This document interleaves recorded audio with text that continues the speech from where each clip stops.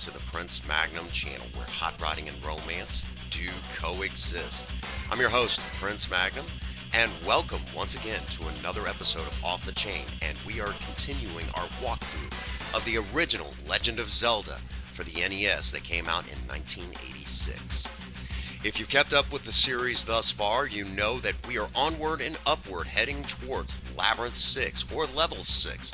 Remember, as I have mentioned in previous installments to this series, that that we did not see that term dungeon until much later on in the Legend of Zelda franchise.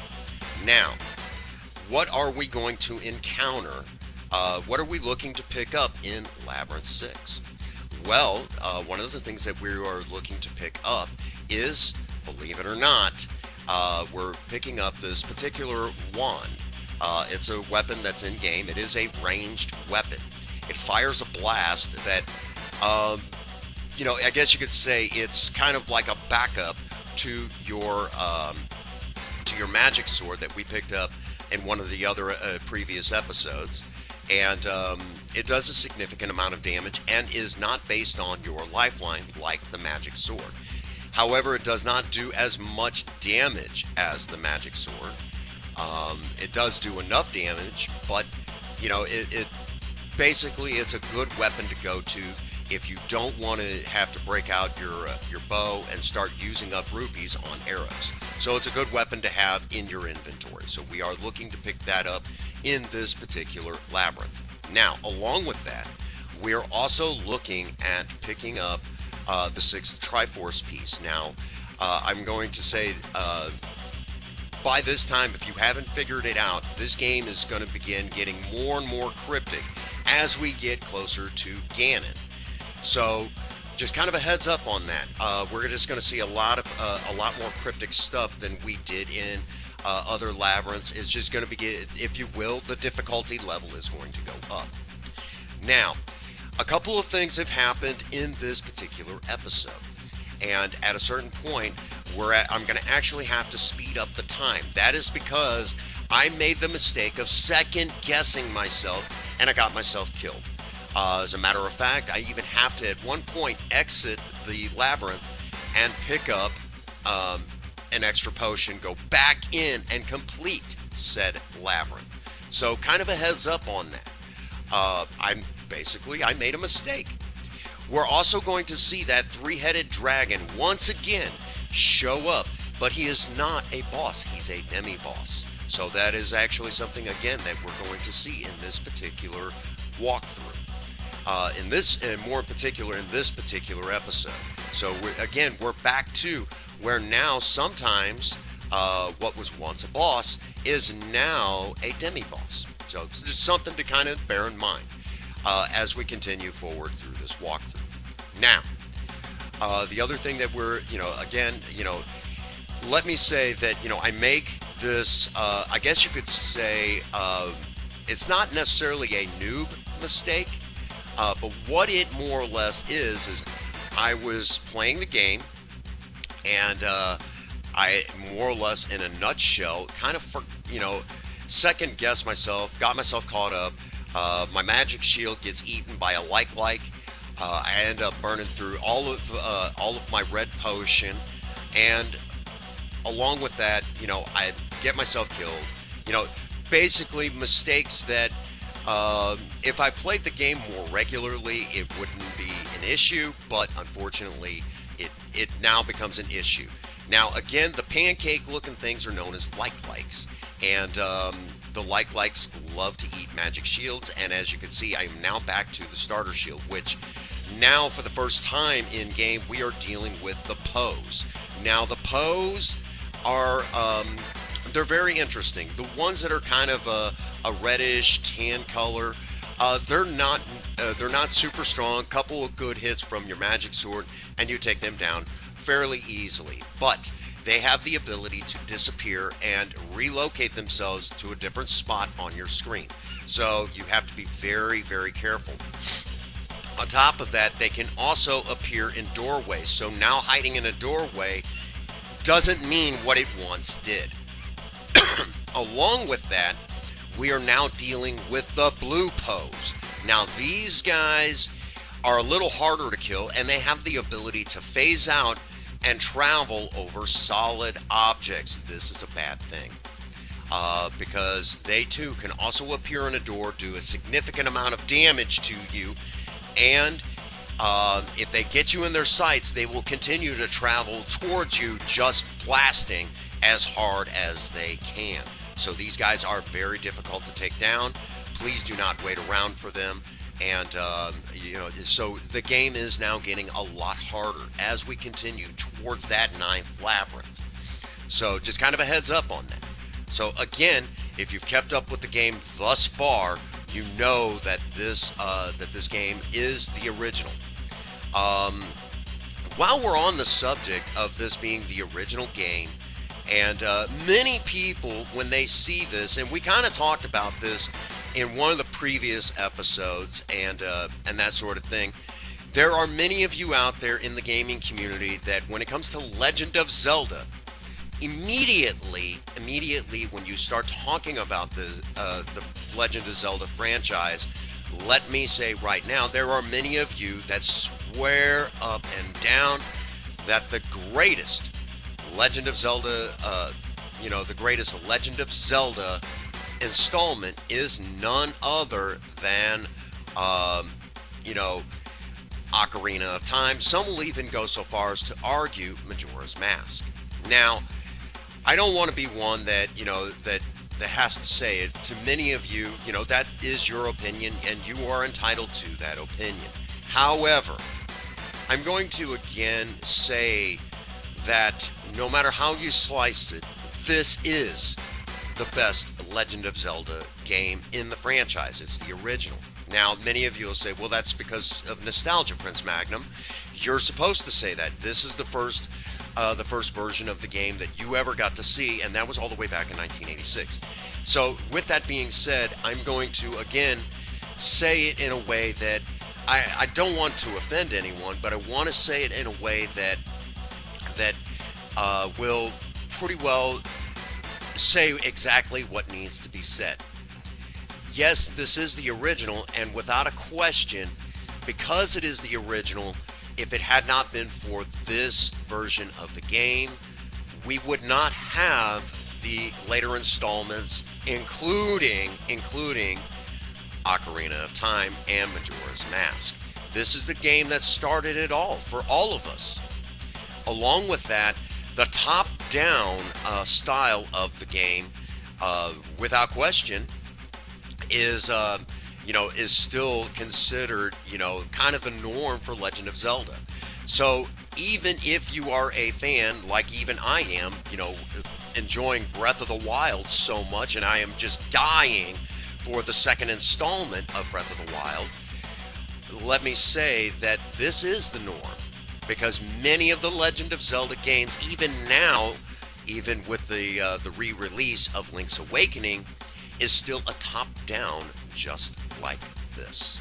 So, right now, let me say this is the very moment that I begin second-guessing myself, and this is where I make that mistake.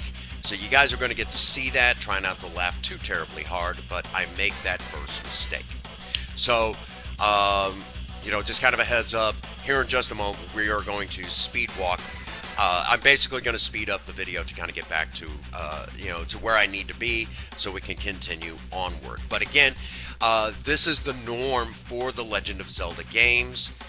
So even if you wanted to argue with me on the fact that that Ocarina of Time or Majora's Mask is the greatest Legend of Zelda games, I will still argue that simply because of the fact that this is where it all began.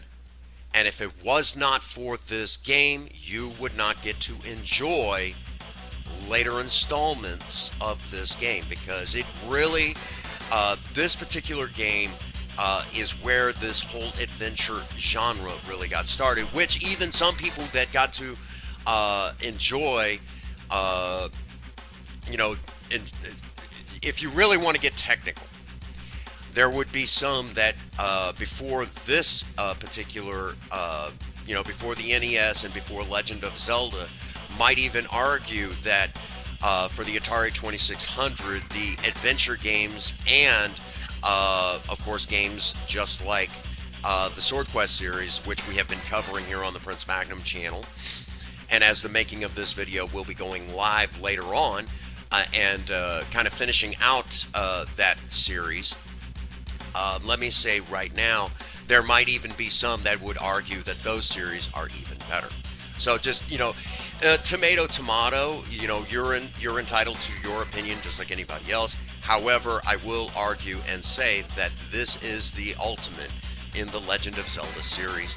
And if you go further back before that for the Atari 2600, you'll note that that this particular, that the adventure genre began on the Atari 2600 with games like Adventure and of course the Sword Quest series. So you are, again, it just depends on where you begin on this. So but I will say, hands down, bar none, that this is the greatest Legend of Zelda game in the entire franchise, because without this game we wouldn't have the others. So just kind of a long-winded way of saying that this is the greatest Legend of Zelda of all time, because without it we wouldn't have other installments. Now, for the record, many of us old school gamers, and even some of you younger ones, will even say that one of the worst ones was Legend of Zelda 2. The Adventures of Link. Some of you may argue that, how awful that game was, and I will be honest with you, it was different than this one, and a lot of people really did not like the way that it was like, we had Final Fantasy and things like that at that time, and a lot of people did not like Legend of Zelda 2. And by the time I had gotten to this point, we were long past. I believe at that time we were already at this point. By the time I had beaten this game for the first time, we were already, looking at several. We already had several installments continuing forward with this franchise. So again, hands down, bar none, this is still one of my all-time favorites in the Legend of Zelda franchise. So there you have that little tidbit of information. Again, I know I've just said an awful lot, and it almost sounds like I'm rambling, but it really, if you think about it, I'm just giving, an opinion based on, the franchise as I know it. And there's a great deal of nostalgia that comes with this game, and I know there's several people that remember when this game was brand new and they loved it. I know I did. I know all of us really did back then, and we talked about it regularly on the schoolyard.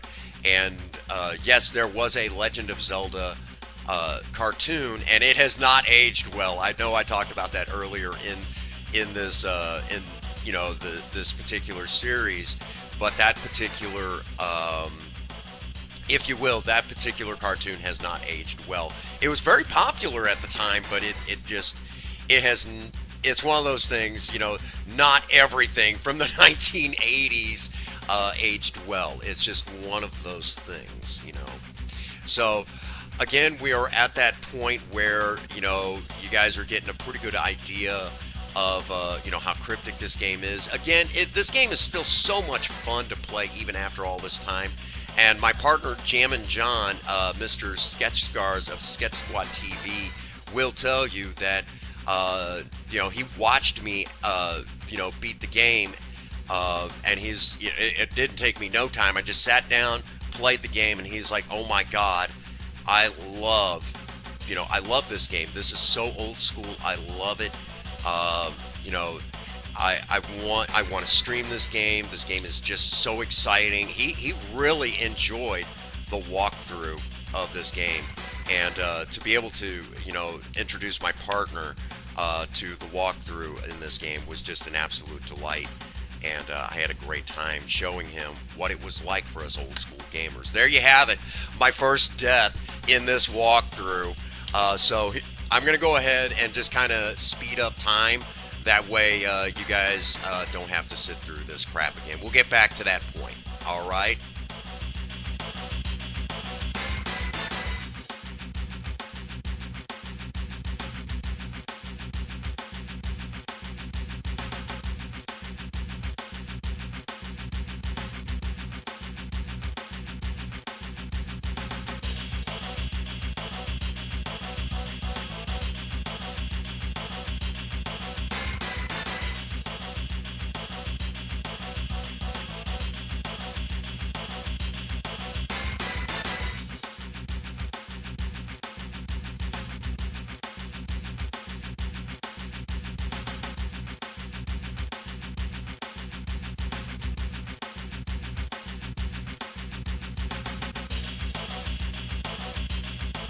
All right, now that we've sped up time and got back to where we need to be, let me also say that right now, because I am going to be completing this without a magic shield, it's down to damage mitigation.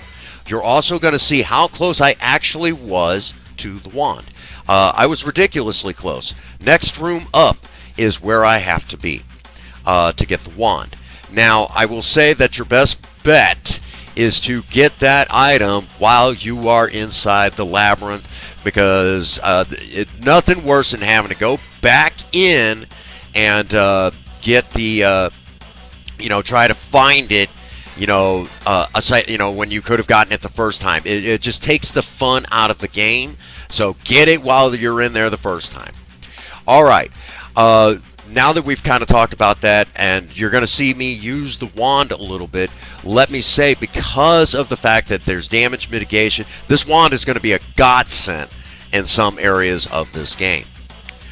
Because, again, it's not based on your lifeline like the magic sword.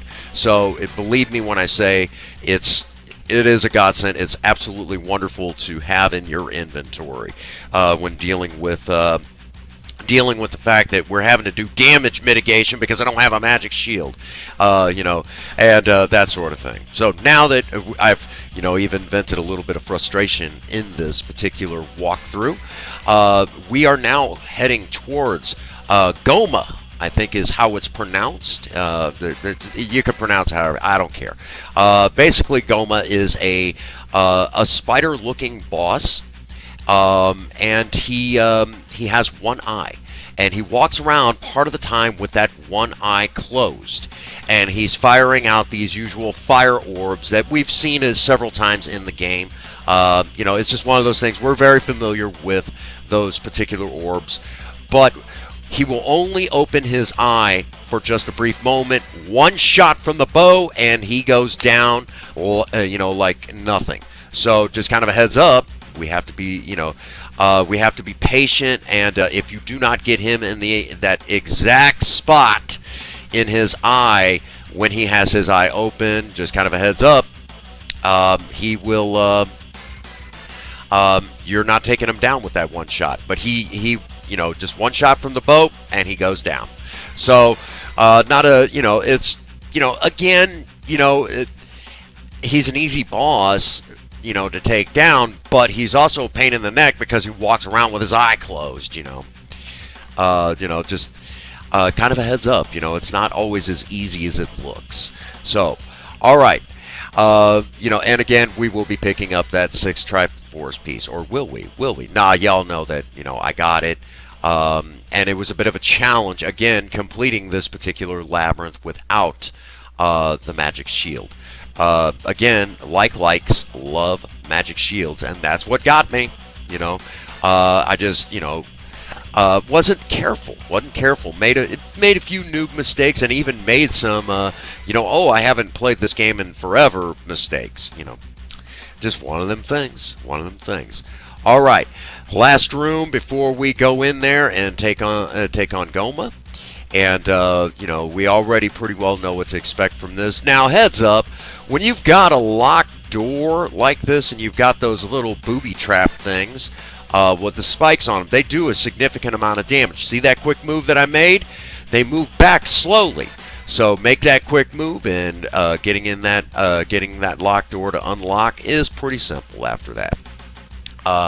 Or if you just, again, we're back to this game. The hardest part about this game is just how cryptic it is. But you can see what I'm talking about, how Goma opens his eye for just a split second. If you don't get that shot and hit him perfectly in the eye, he doesn't go down. He's very armored, doesn't like being shot in the eye. I wouldn't like being shot in the eye, but you guys get the general idea. One more heart container, and right in here is our other Triforce piece. So we now have 6 pieces to the Triforce. In the next episode, we will be picking up the 7th. We'll be picking up the 8th in the following episode after that. And then in the 9th one, we go to take on Ganon. So I hope all of you are Just excited about that. I will say that as the making of this particular one, I've already completed Labyrinth 7th, and we'll talk about Labyrinth 7th obviously in the next video. And then, of course, we will move onward and upward to Labyrinth 8th. And even, basically, as these are coming out and that sort of thing, I've already completed, more in the series. So, all right, that brings us to our usual spot. There's really not too much more to say at this point other than I've got to go replace my magic shield. Just one of them things. These things happen in these games. Even doesn't matter how good you are, it just happens from time to time. All right, so as usual, shout outs at the end of the video. Like usual, be sure to check out those fine folks. They are hardworking cogs within the Maverick Nation. They continue to shout me out, and just amazing and wonderful people that I have gotten to know over the course of the big expansion with the Prince Magnum channel. So be sure to check those fine folks out. And again, as always, get out there and work on a project. I don't care what it is. Just do something with yourself. Remember, idle hands and a creative mind go together like oil and water. If you have a sweetheart, sweep her off her feet and do something special for her today. And as always, for all of you out there, if no one out there has told you that they love you today, Prince Magnum does. God bless you, and have a happy 24. Thank you.